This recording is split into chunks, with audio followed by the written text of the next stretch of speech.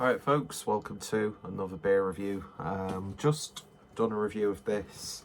Got very self-conscious about how clear it is that I have man tits, so I threw on an overshirt for this review. So today we're going over to Left-Handed Giant, and I think this is the first review that I've done since they've gone for the newer branding, which has got the beer name and stuff at the bottom. Still with the fantastic artwork from, oh my god, is it Carl Yao? Andy Yao? James Yao? I think it's James Yao. I'm not too sure. Absolutely awful, because he's produced some absolutely amazing artwork for Left-Handed Giant and gave them really quite a striking identity.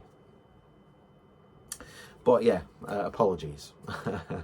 So this is a can of Idaho 7 In-Depth Single Hop IPA. Our In-Depth series celebrates and explores a single hop. This time we have Simcoe. This time we have shone a light on Idaho 7. Expect shades of apricot jam, red grapefruit and bold pine humming away on top. There's heaps of papaya and a hint of Assam to finish. Fantastic artwork. I know Adam, aka Mersey Beers, forever having morning wood over the Idaho 7 hop. So I thought I'd give it a try as well. We did, well, he was doing a couple of beer orders and asked if I wanted to pick anything up. So I very much obliged. And this was one of the beers that I think he also picked up as well. So beer in the glass then. And it's got a really sort of like nice, palish, cloudy look to it. It's not like bright and luminous like some of these beers can be. Obviously a red apricot on the can, that kind of reminds me of apricot. I don't actually do that body movement while I'm talking in real life. In fact, I'm a anxiety riddled, socially awkward mess in real life. So I don't know why I have these habits when I do beer reviews, because if you have the unfortunate, and this focus isn't doing very well, is it? If you ever have the unfortunate experience of actually meeting me in person, you will know that I'm just basically like how many serial killers actually behave, I would imagine. And I'm sure there's a few people from past relationships who would probably agree. But I was NFA'd, so you can drop it.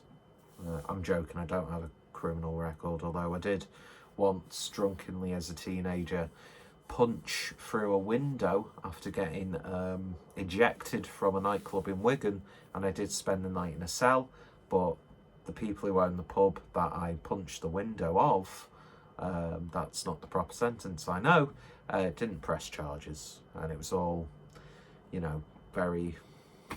I cried when I got put into the back of that police van, and I don't deal with hangovers at the best of times, so being hungover in a fucking prison cell and then being interviewed, not the best, and especially when you're trying to put your laces back in your shoes.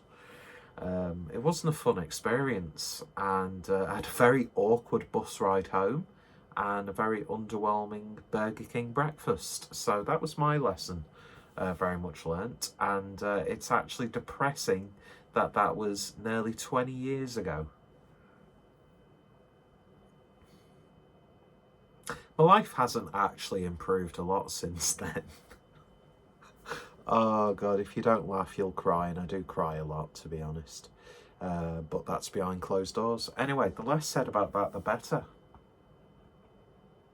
And the cognitive behavioural therapy really didn't work, did it? Anyway, saying too much about some of the things that have happened to me. But that's it, isn't it? But yeah, looking very nice in the glass.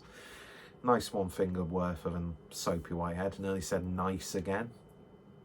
I just had a really nice pretzel from Lidl. Anyway, nose, apricots and grapefruit. Oh, it smells like and this is why people question my sexuality. It smells like grapefruit body mist. That smells really nice, actually. Very, very grapefruity, I would say.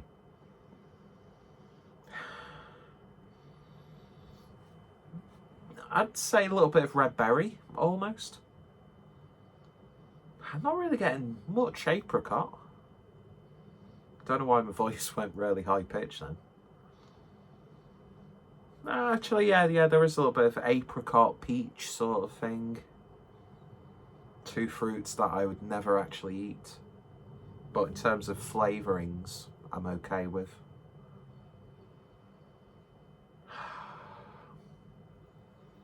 Very, very nice. Let's give it a taste. Cheers.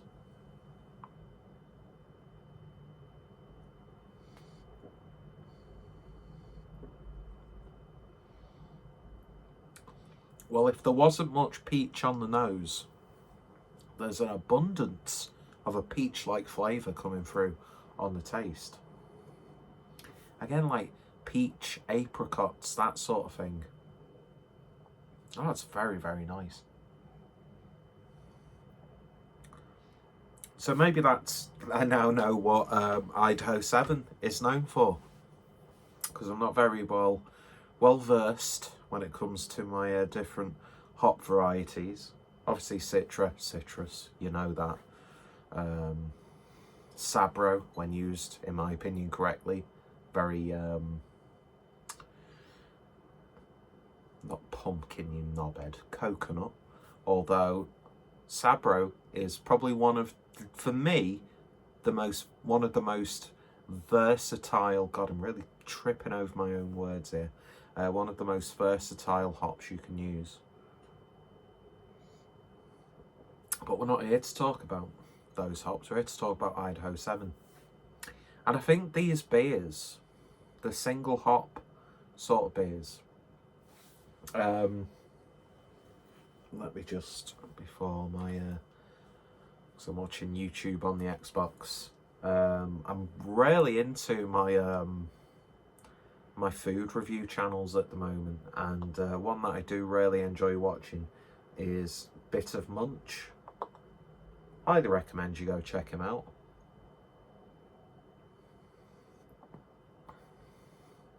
Completely lost my train of thought. It's got that residual like aftertaste of grapefruit juice. It's not really strong on the flavour, like on the intake, but you feel like you've had a grapefruit product. Grapefruit juice, or you've bitten into a grapefruit. I do like grapefruit a lot.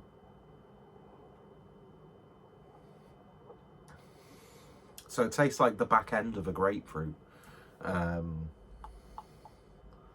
have I got an image of someone twerking? I don't know. Save that for later. Down, boy. I used to find the whole concept of twerking very cringe. But I think in recent years, I've definitely become a bit more... Oh, don't say it. It's very problematic. Very problematic. But I will say it. I think I've pretty much realised that I am more of an arse man. Really. Oh, look at that. Speaking of thick and jiggly, look at that head.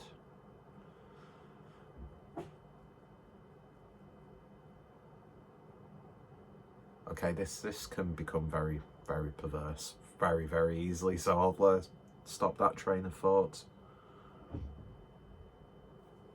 Still in my head though. Save it for later, Peter. You've already used that joke, that's terrible.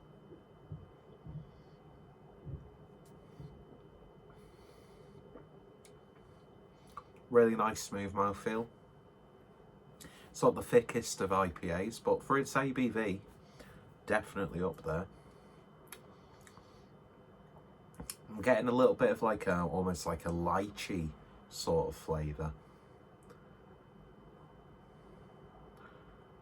It's a bit of piffiness. Feel like a sensation on your tongue.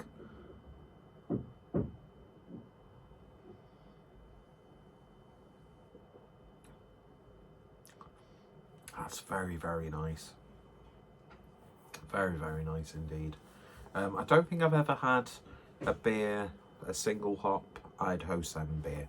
Idaho 7's always been one of the hops in the background and never like the primary. I could be wrong. There could have been plenty of beers that I've reviewed on the channel where Idaho 7 has been the main hop. And it, oh God. And then it's been complemented really nicely with other hop varieties, but yeah, this is very, very, very, very, very, very nice.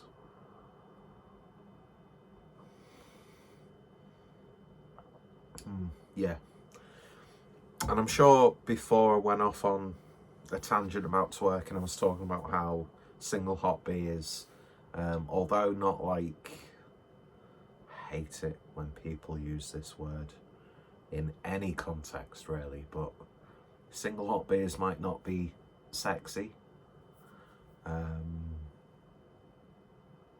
That's so fucking ick, that word, isn't it, fam? Fur. Not that far off 40 and I'm talking like this. I'm on the better side of 30 than I am 40. Obviously, we can all agree I look like I'm in my early 20s. But haters gonna hate. Really fine puss. Yeah. Just really, I don't know what to say. I've just really fucking, like, I've really disgusted myself. And I feel really, really ashamed of myself as a person. And I feel like I've failed my family, my close friends. Thankfully, I'm one of the good examples, and one of the good sort of things of not having a spouse is I've got no spouse to disappoint. So yeah, even though I'm like massive in terms of body mass, I feel like this small at the moment, but the images of women twerking will oh God, I feel a bit like Ian Hislop at the moment. But yeah, fundamentally, on a fundamental level, can something be fundamentally fundamental? I don't know. Does the English language and general concepts allow that? I don't know. But what I do know is this is a really, really nice beer. Very, very nice indeed. I'm not too sure how many other in-depth releases they've done, but I'm very, very happy with this. Lovely, lovely little beer. It's one of those ones where you know for a fact it won't make like 90% of people's golden pints sort of lists. It probably won't even rank that high on like people's favourite left-handed giant beers lists. But I find beers like this so much more satisfying than something that's like got a big hype, big buzz, Like there's like almost like theatrics regarding its release. Putty. Throwing shade on another brewery. We don't do that on this channel. I've just did, and I've done it a few times in recent reviews. But it's that fine balance. It's not just like a steady eddy, and that's not a dig at Daya. Steady eddy, because let's face it, Steady Railman is gone. What am I doing? Why am I saying these things? It's not like just like a steady sort of like middle of the road, well brewed. It's got its place sort of IPAs. It's above that, and there's nothing wrong with those sorts of beers. I mean, look at Sonoma. Quite possibly the best core range, easy drinkable, nothing too exciting, no bells and whistles, core range beers. And they're like Faith from Northern Monk. You know, those sorts of beers that take that like base, satisfying. I mean, let's have. You got like your Sierra Nevada Pale Ale. In fact, no, that's terrible because that's like an exemplary, pioneering pale ale.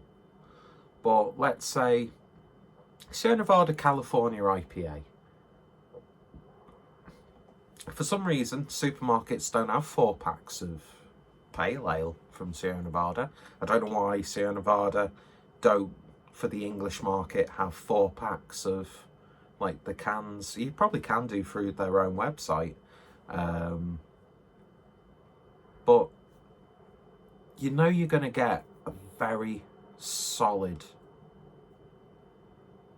good pale like IPA with California IPA by Sierra Nevada. And it's just like, I'm talking about so many different levels within levels. What I want to say is, fundamentally, ignore all this. It's more than just like a well-brewed, simple, that's it, I'll buy it again sort of beer. But for some reason, beers like this don't get the sort of like recognition, and I've said sort of too many times in quick succession. Yeah. For some reason, the lyrics from XTC's 10 Feet Tall was in my head then. But yeah, the beers like this never get the sort of like the hype, the buzz, the recognition that they really deserve. And I keep going in and out of focus, and it's really doing my fucking head in. Mental breakdown on camera, man. A little bit of Seaside Margaret. Are you gonna fucking focus? But yeah, it's a wonderful little beer, and yeah, I'm sure Adam is gonna jizz in his Mersey pants with this one. We do talk about royal we. We do talk about Adam a lot on this channel.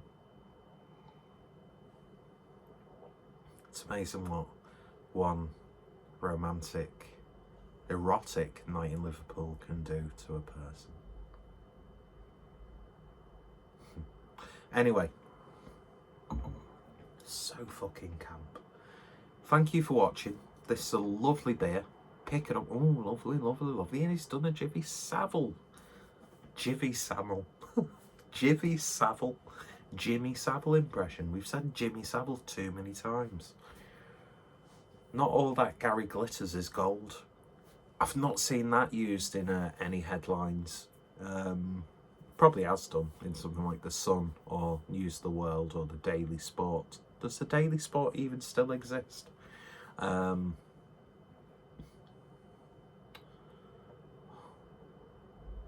really fucking hate myself sometimes.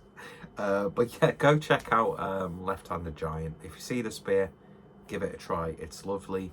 If you like Idaho 7, I'm not too sure on like a fundamental level if this is going to be a really high ranking representation or utilization of the Idaho 7 hop, but I don't care because it's just a really, really nice beer, and I've got to say, probably one of the better, like, hazy pale beers from Left-Handed Giant that I've had for a long time. I did find that quite a few of the different, like, IPAs, pales, double IPAs, there wasn't too much difference between each one. Obviously, I know breweries can only base their brewing schedules on what they have at their disposal. So they'll get a shipment of, like, a specific hop, and, you know, you've got to get the best out of that hop over as many brews as you can without, you know, doing too many, releasing too much of one beer using that hop. That might not, you know, get people excited. So, you know, it's a big juggling act, isn't it? And I'm saying this with no brewing experience at all, so it's just semantics. I'm theorizing, hypothesizing, and this video has gone on for way too long. But yeah, lovely beer. Check it out. Left-Handed Giant in the description. And if you've tried it, let me know your thoughts, opinions down below. What's some of your favourite Idaho 7 beers? And yeah, should I go back into therapy? I'll let you decide. See you later. And I think I have genuinely got body dysmorphia.